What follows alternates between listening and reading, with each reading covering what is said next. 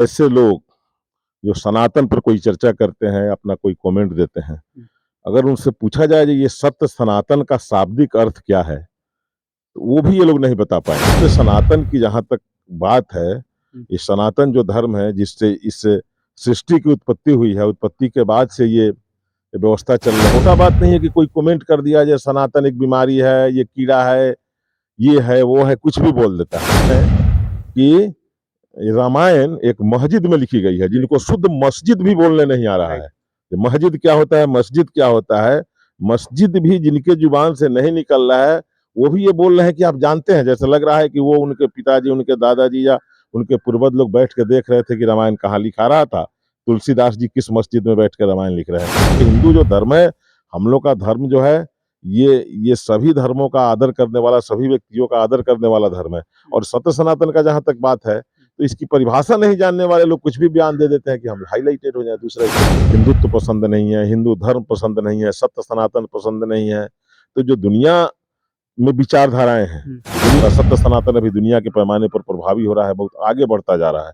इसको पूरे दुनिया में ज्यादातर लोग अंगीकार कर रहे हैं और अंगीकार करने वाले भी हैं। ज्यादा से ज्यादा लोग इसको स्वीकार करने वाले लोग हैं। इस्लाम को स्वीकार करेंगे तो जो इस्लाम को स्वीकार करेंगे वो पाकिस्तान जाएं, या जितने देशों के विषय में लिखा हुआ है, जैसे पाकिस्तान के विषय में लिखा हुआ है, जब उसका संविधान लिखा गया है, कॉन्स्टिट्यूशन लिखा गया है, तो उसके पहले पन्ने के बाद लिखा गया है कि इस्लाम, पाकिस्तान इज इस्लामिक कंट्री। क्षेत्रीय मुद्दों के आधार पर क्षेत्रीय पार्टी इन लोगों ने बना लिया, अपनी दुकानदारी क्षेत्रीयता के आधार पर चल रही है। बहुत जल्दी लोग का दुकानदारी भी समाप्त हो। अपने भारत के संविधान में यह हक प्राप्त नहीं है कि किसी के विषय में भी अब रॉन्ग कमेंट कर दीजिए। तो सनातन कुछ नहीं है, ये कीड़ा मकोड़ा है, फलना चिलना, जो भी ये लोग अब शब्द बोल रहे हैं, ये किस डिक्शनरी से ये लोग निकाले हैं, किस लेबोरेटरी से इन लोगों ने शोध करके निकाला है, रामायण मस्जिद में लिखी गई, इसका कहाँ इन लोगों को प्रमाण है। मानसिकता एकदम खराब है। ऐसे लोगों को और कड़े कानून बनाकर उपाय करने की जरूरत है। जो कुछ भी बोल देते हैं, कानून बननी चाहिए, निश्चित रूप से इस पर कानून बनना चाहिए, और हार्ड कानून बनना चाहिए कि आपको बोलने की भी उतनी आजादी नहीं होना चाहिए कि आप कुछ भी बोल दें। आजादी मिलने का अधिकार ये थोड़े है कि जो मन करे वो भी आप बोलिए, जो मन करे वही बात आप चर्चा करते रहिए, ये मतलब नहीं है। नमस्कार, आप देख रहे हैं बीएनडी न्यूज। मैं हूं अभिषेक दुबे। अभी मेरे साथ हैं बीजेपी के बड़े नेता और केसरिया और कल्याणपुर के पूर्व विधायक सचिंद्र प्रसाद सिंह। जी हां, एमके स्टालिन के बेटा, जो इसका नाम है उदय स्टालिन, वो सनातन धर्म पर बोले हैं। उन्हीं पर बात रखने के लिए हमारे साथ सचिंद्र प्रसाद सिंह। सबसे पहले आपका स्वागत है सर। चलिए, बहुत बहुत धन्यवाद, और आपके सभी श्रोता और सभी दर्शकों का आपके चैनल के माध्यम से स्वागत है। एमके स्टालिन जो तमिलनाडु के मुख्यमंत्री हैं, उनका बेटा जो मंत्री है, वो कह रहे हैं कि सनातन एक बीमारी है और सनातन कोरोना बीमारी के तहत हटा देना चाहिए। क्या कहिएगा इसको? देखिए, सबसे पहले तो मैं ये बताना चाहेंगे, ऐसे लोग जो सनातन पर कोई चर्चा करते हैं, अपना कोई कमेंट देते हैं, अगर उनसे पूछा जाए ये सत्य सनातन का शाब्दिक अर्थ क्या है, तो वो भी ये लोग नहीं बता पाएंगे। अब इन लोगों के मन में एक बीमारी जगी है, एक नया टेंडेंसी लोग ने इन लोगों ने अपने मन में जगा लिया है कि हम ऐसा कुछ बात बोल दें जिससे हमारे बोले हुए विषय पर, बोले हुए बात पर पूरे देश में चर्चा होने लगे, कई लोग इस पे चर्चा करने लगे और इससे हम हाईलाइटेड हो जाए। सत्य सनातन की जहां तक बात है, ये सनातन जो धर्म है जिससे इस सृष्टि की उत्पत्ति हुई है, उत्पत्ति के बाद से ये व्यवस्था चल रही है। सनातन जो धर्म है उसके माध्यम से ये हमारा जो ये ब्रह्मांड है, हमारी जो व्यवस्था है, ये पूरी व्यवस्था चल रही है। अभी बहुत बड़ा शोध का विषय है, बड़ा अध्ययन का विषय है। ये छोटा बात नहीं है कि कोई कमेंट कर दिया जाए सनातन एक बीमारी है, ये कीड़ा है, ये है, वो है, कुछ भी बोल देता है। अभी आप बिहार में देखिए, एक नेताजी बोले थे कि आप तो जानते हैं, उनका जरा बयान आप सुनिएगा, आप तो जानते हैं कि रामायण एक मस्जिद में लिखी गई है, जिनको शुद्ध मस्जिद भी बोलने नहीं आ रहा है। मस्जिद क्या होता है, मस्जिद क्या होता है, मस्जिद भी जिनके जुबान से नहीं निकल रहा है, वो भी ये बोल रहे हैं कि आप जानते हैं। जैसे लग रहा है कि वो उनके पिताजी, उनके दादाजी या उनके पूर्वज लोग बैठ के देख रहे थे कि रामायण कहाँ लिखा रहा था, तुलसीदास जी किस मस्जिद में बैठ के रामायण लिख रहे हैं। तो ऐसे लोग को बीमारी है कि कुछ बोल दो, धर्म के खिलाफ में बोल दो। जो हिंदू धर्म है, जो हिंदुत्व है, ये सहिष्णु धर्म है, इसमें सहने की क्षमता ज्यादा होती है। अब देखे है ना, अभी विदेश का कोई एक बयान दे दिया है, वो पैगंबर पर, कोई पैगंबर मोहम्मद साहब पर कोई बयान आ गया है, जिसमें फिर फतवा जारी हो गया कि सर कलम किया जाएगा और करोड़ रुपए का इनाम घोषित कर दिया है। तो ये हिंदू जो धर्म है, हम लोग का धर्म जो है, ये सभी धर्मों का आदर करने वाला, सभी व्यक्तियों का आदर करने वाला धर्म है। और सत्य सनातन का जहां तक बात है, तो इसकी परिभाषा नहीं जानने वाले लोग कुछ भी बयान दे देते हैं कि हम हाईलाइटेड हो जाए, दूसरा इसमें कोई मामला नहीं है।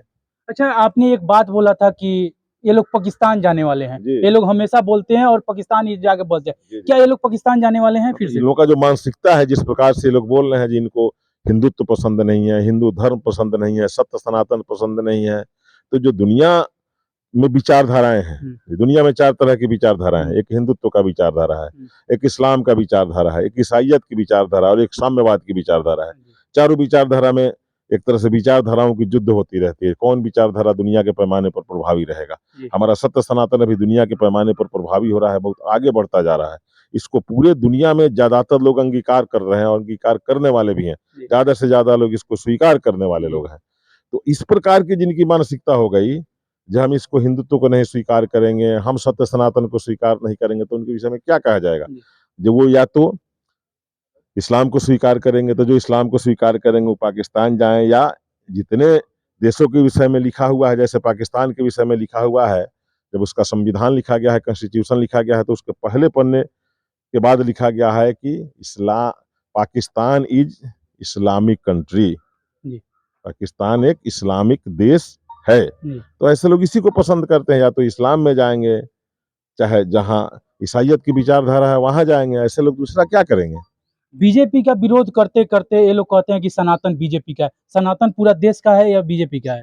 इन लोगों को बीजेपी के विषय में भी ठीक से पता नहीं है। ये तो एक क्षेत्रीय पार्टी, कुछ क्षेत्रीय मुद्दों के आधार पर क्षेत्रीय पार्टी इन लोगों ने बना लिया, अपनी दुकानदारी क्षेत्रीयता के आधार पर चल रही है। बहुत जल्दी लोग का दुकानदारी भी समाप्त होने वाला है।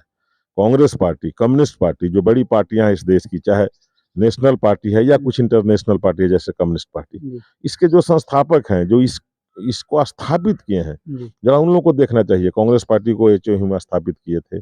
कम्युनिस्ट पार्टी, आप इसमें से जिसको उठा लीजिए, मार्क्स को उठा लीजिए, लेनिन को उठा लीजिए, स्टालिन को उठा लीजिए, वही स्टालिन के दूसरे रूप हैं ये लोग। तो ये लोग सत्य सनातन और हिंदुत्व के विषय में कुछ नहीं बोलेंगे, उस पर कमेंट करेंगे। हमको लोग जान जाए, हमारी एक पॉपुलैरिटी हो जाए, जो इस धर्म को नकारने वाले लोग हैं, दूसरे धर्म को मानने वाले लोग हैं, उनमें उनकी एक पहचान हो जाए। दूसरा ये लोग का कहीं कोई मामला नहीं है। आखिरी बात रहेगा, क्या नेता को किसी ने हक दिया है कि किसी भी धर्म पर बोलने का? नेता को नहीं, किसी को अपने भारत के संविधान में यह हक प्राप्त नहीं है कि किसी के विषय में भी आप रॉन्ग कमेंट कर दीजिए, फालतू कमेंट कर दीजिए। अगर कोई विषय आपका उस प्रकार का है तो उसका शोध करिए, जय लोग से पूछिए ना, किस शोध के अंतर्गत इन लोगों ने इस विषय को निकाला है, इस बात को निकाला है कि ये सत्य सनातन कुछ नहीं है, ये कीड़ा मकोड़ा है, फलना चिलना, जो भी ये लोग अब शब्द बोल रहे हैं, ये किस डिक्शनरी से ये लोग निकाले हैं, किस लेबोरेटरी से इन लोगों ने शोध करके निकाला है, रामायण मस्जिद में लिखी गई, इसका कहाँ इन लोगों को प्रमाण है। तो ऐसे लोग जिनकी मानसिकता एकदम खराब है, ऐसे लोगों को और कड़े कानून बनाकर उपाय करने की जरूरत है। जो कुछ भी बोल देते हैं, कानून बननी चाहिए, निश्चित रूप से इस पर कानून बनना चाहिए, और हार्ड कानून बनना चाहिए कि आपको बोलने की भी उतनी आजादी नहीं होना चाहिए कि आप कुछ भी बोल दें। आजादी मिलने का अधिकार ये थोड़े है कि जो मन करे वो भी आप बोलिए, जो मन करे वही बात आप चर्चा करते रहिए, ये मतलब नहीं है। ये एकदम गलत मानसिकता है, और ऐसे गलत मानसिकता वाले लोगों का कानूनी रूप से उपाय करना चाहिए। ये लोग बिल्कुल भारत के कई लोगों को दिग्भ्रमित करने के लिए ऐसी बात बोलते हैं कि हमको अपना राजनीतिक लाभ। राजनीति करने का मतलब ये होता है कि बाकी जितनी व्यवस्थाएं समाज में है सबको नकार दिया जाए। एक राजनीतिक व्यवस्था ही सबसे बेहतर व्यवस्था है। राजनीतिक व्यवस्था एक तो व्यवस्था चलाने के लिए या राजनीति के माध्यम से समाज सेवा करने के लिए एक व्यवस्था बनी है। धर्म भी एक व्यवस्था है, सनातन भी एक व्यवस्था है, अध्यात्म भी एक व्यवस्था है, दर्शन भी एक व्यवस्था है। बाकी समाज की जितने व्यवस्थाएं हैं, उस किसी व्यवस्था को नकारा नहीं जा सकता है जो पॉजिटिव व्यवस्थाएं हैं। आप नेगेटिव व्यवस्था है उसको नकारिए, तो आप नेगेटिव को ऊपर ला रहे हैं, पॉजिटिविटी पर नेगेटिविटी को आप थोप रहे हैं। जो नहीं ऐसे हो गया वैसे हो गया, ताकि हम बहस में आ जाए, चर्चा में आ जाए। और इसके लिए उतना हार्ड कानून नहीं है कि आपको बहुत कड़ा से कड़ा सजा होगा, तो आपको लगता है कि हमको तो कुछ होने वाला नहीं है, जो मन करेगा सो बोलेंगे। और ऐसे लोग जो जुबान पे आता है, जो जिह्वा में आता है, इन लोग के शब्द के पास कमी है, स्टॉक का कमी है। इन लोगों को, इन लोग के पास शब्दकोश नहीं है, ठीक से पढ़ाई लिखाई लोग नहीं किया है, ठीक से अध्ययन नहीं किया है, कुछ भी बोल के अपने को हाईलाइट कर लो, बस यही लोग का मामला है। अच्छा, इस पर बात रखने के लिए आपको बहुत बहुत धन्यवाद। चलिए, आपको भी बहुत बहुत धन्यवाद। आपके पूरे चैनल के श्रोता और सभी दर्शकों को एक बार पुनः वंदन और अभिनंदन। आप देख रहे थे BND न्यूज, मैं हूं अभिषेक दुबे। जय हिंद।